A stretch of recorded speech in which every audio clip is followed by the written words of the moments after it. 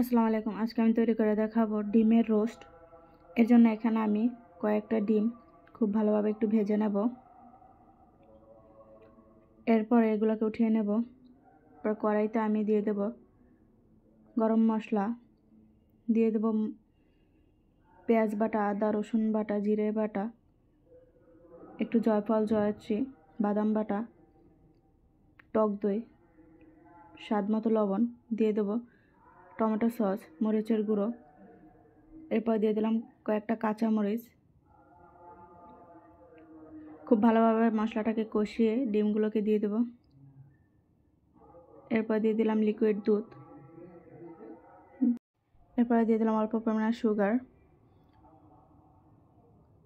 প্রায় হয়ে এসেছে, এর পর্যায়ে আমি দিয়ে দিলাম একটু ঘি।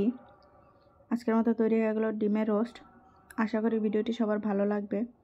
ভালো থাকবেন সবাই, আল্লাহ হাফেজ।